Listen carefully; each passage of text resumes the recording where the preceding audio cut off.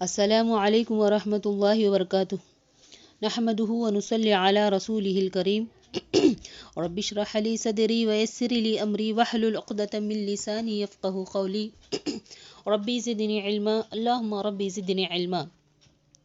تمام قسم کی تعریف اللہ رب العالمین کے لیے لائق و زیبا ہے، اور اس کے بعد ہمارے آخری نبی محمد مصطفیٰ صلی اللہ علیہ وسلم پر درود ہو۔ اللہم صلی وسلم وبارک علی نبینا محمد۔ عزیز سامعات، اس سے پہلے کے درس میں ہم نے ارتداد کے خلاف جنگوں کے بارے میں سنا تھا، یعنی جو لوگ مرتد ہوئے ان کے خلاف حضرت ابوبکر رضی اللہ تعالیٰ عنہ نے اسلامی فوج بھیجا، اور جو نبوت کا جھوٹا دعویٰ کیے ان کے خلاف بھی حضرت ابوبکر نے فوج بھیجا اور فتح پائی۔ اور آج کے درس میں ہم عہد صدیقی یعنی ابوبکر رضی اللہ تعالیٰ عنہ کے دور میں ہونے والی فتوحات کا تذکرہ جاننے کی کوشش کریں گے انشاءاللہ۔ عزیز سامعات، صحابہ کرام رضوان اللہ علیہم اجمعین کے غزوات اور ان کے کارنامے پڑھ کر حیرانگی ہوتی ہے کہ ان کا ایمان کیسا تھا اور آج ہمارا ایمان کیسا ہے۔ بعض جنگوں میں 60 صحابہ نے 60,000 کا مقابلہ کیا۔ بعض دفعہ ایسا بھی ہوا کہ چند صحابہ مل کر ہزاروں کے مجمع میں کود پڑے، سوکھی روٹی چباتے چباتے بڑے بڑے سپہ سالاروں کو گھسیٹ کر لائے۔ دربار کفار میں اگر صحابہ کبھی جانا پڑا تو اس انداز سے داخل ہوتے جیسے کہ بادشاہ ہوں اور سامنے والا غلام ہو۔ ان تمام نقشوں کو پڑھ کر کبھی خیال گزرتا کہ آیا صحابہ کرام ہماری طرح اولاد آدم تھے یا کوئی اور مخلوق تھے؟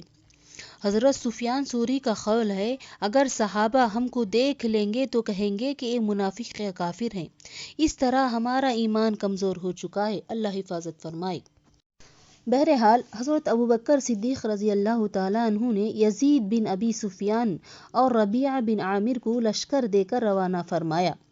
حضرت ابوبکر پیدل جا رہے تھے، یزید بن ابی سفیان سوار پر تھے۔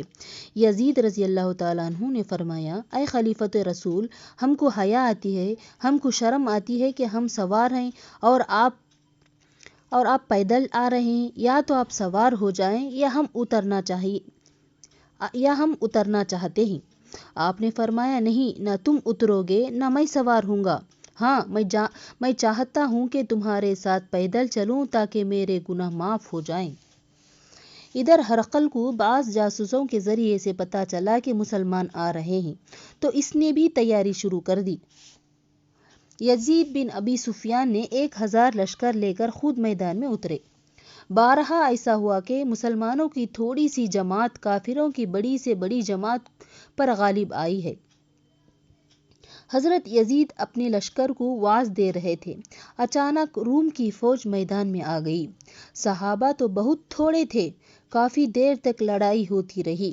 رومی تعداد میں زیادہ تھے، اتنے میں ربیعہ بن عامر اپنے ساتھیوں کے ساتھ میدان میں اترے۔ یہ دیکھنا تھا، رومیوں کی ہمتیں پست ہو گئیں اور بھاگنے لگے۔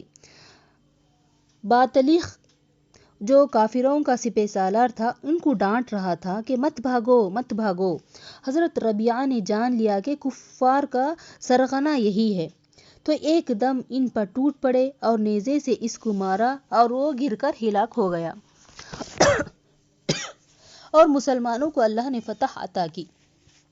کفار کے 2000 سپاہی مارے گئے اور مسلمانوں کے 120 صحابہ شہادت عظمیٰ سے سرفراز ہوئے۔ باقی رومیوں نے مشورہ کیا، ٹوٹی ہوئی فوجی طاقت کو پھر سے مضبوط کیا اور یہ طے کیا کہ ایک رومی کو صحابہ کے پاس بھیج دو اور ان سے معلوم کرو کہ یہ لوگ ہم سے کیا چاہتے ہیں۔ اس شخص کا نام خدہ بن وائلہ تھا، جو کافروں کی طرف سے مسلمانوں کی طرف آ رہا تھا۔ وہ مسلمانوں کے کیمپ میں آیا اور کہا، تمہارا کوئی بڑا آدمی ہمارے ہاں بھیجو تاکہ ہم ان سے کچھ بات چیت کریں۔ حضرت ربیعہ نے فرمایا کہ میں جاؤں گا۔ حضرت یزید نے فرمایا، آپ نے ابھی ابھی ان میں سے ایک بڑے آدمی کو قتل کیا ہے، لہٰذا یہ مناسب نہیں۔ حضرت ربیعہ نے فرمایا، جو کچھ اللہ نے لکھا وہی ہو کر رہے گا، میں ضرور ان کے پاس جاؤں گا، اللہ ہماری مدد کرے گا۔ حضرت ربیعہ نے فرمایا، اللہ ہماری مدد ضرور فرمائے گا، ہاں اگر دشمن نے کوئی گڑبڑ کی تو میں تو میں ان پر حملہ کروں گا تو آپ لوگ بھی فوراً حملہ کر دیں۔ جب وہ دشمن کے خیموں کے قریب پہنچ گئے، خداح نے کہا بادشاہ کی فوج کا خیال رکھو اور گھوڑے کے نیچے سے اتر جاؤ۔ تو حضرت ربیعہ نے کہا کہ نہیں، میں گھوڑے سے نہیں اتروں گا، اگر یہ تم کو پسند نہیں تو میں واپس چلا جاتا ہوں، کیونکہ میں میری مرضی سے نہیں آیا بلکہ تم نے مجھے بلایا ہے۔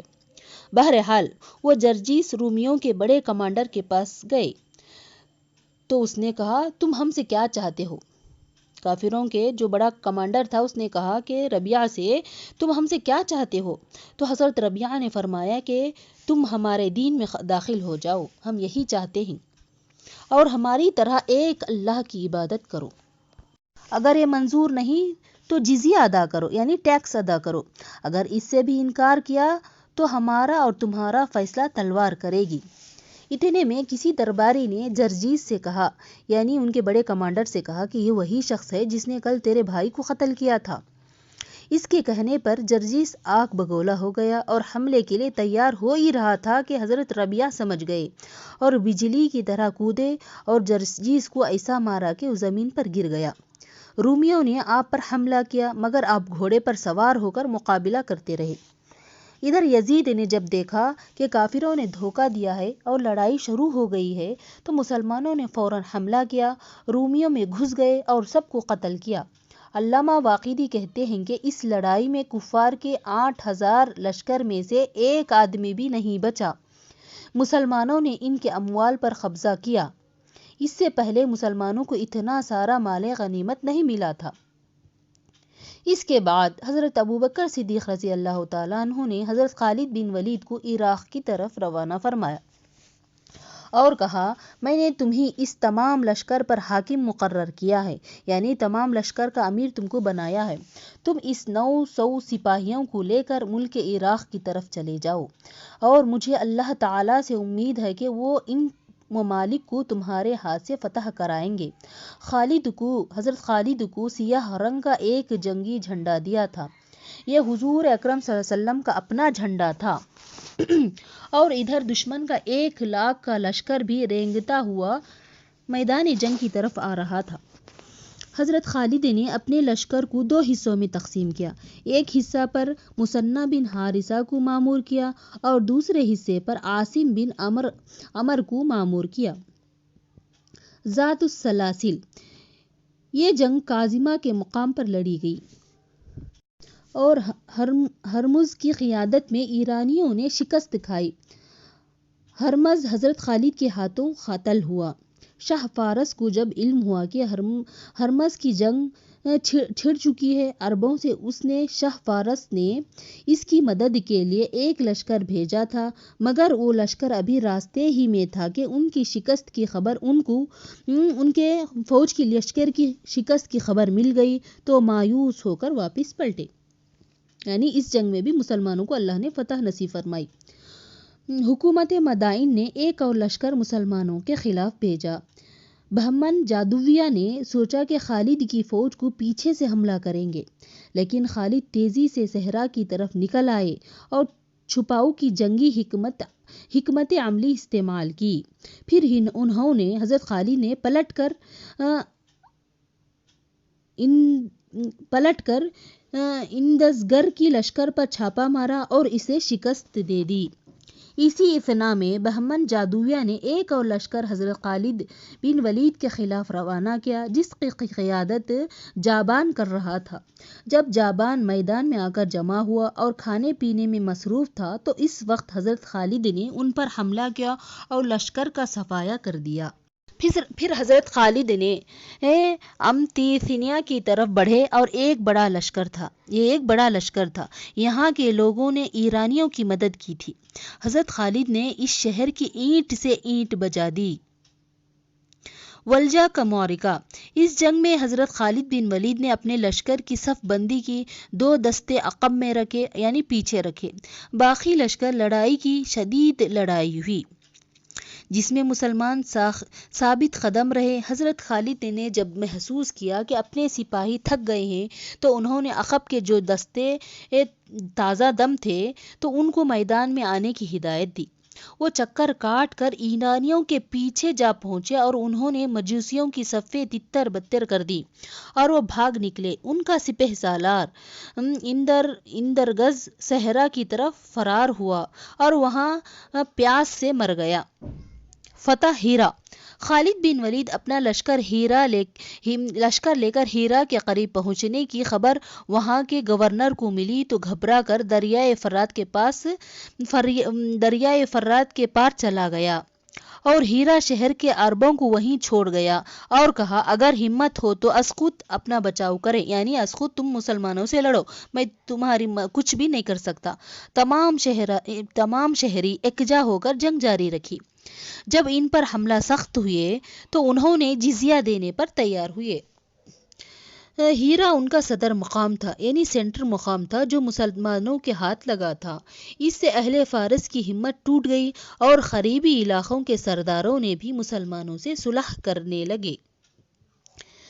انبار کی فتح۔ اس شہر کا نام انبار اس لیے پڑا کہ اس میں گندم اور جو وغیرہ کے ڈھیر تھے۔ ان ڈھیروں کے باعث اس کا یہ نام پڑا تھا۔ ایاز بن غنم انبار پر حملہ کرنا تھا مگر ان کے پاس فوجی قوت نہ تھی۔ پھر انہوں نے حضرت خالد سے مدد مانگی۔ حضرت خالد نے پیش قدمی کی، دیکھا تو وہاں بڑی خندق تھی، تو حضرت خالد نے دبلے پتلے اونٹوں کو ذبح کر کے خندق میں ڈلوا دیا اور خندق جب بھر گئی تو مسلمانوں نے ہلہ بولا۔ ایرانی سپہ سالار شیراز نے اس شرط پر قلعہ مسلمانوں کے حوالے کر دیا کہ اسے پرامن طور پر رہنے دیا جائے۔ بہرحال یہ شہر بھی مسلمانوں کے قبضے میں آیا۔ اسی بات پر میں ختم کر رہی ہوں۔ وآخر الدعوانا ان الحمد للہ رب العالمین۔ السلام علیکم ورحمۃ اللہ وبرکاتہ۔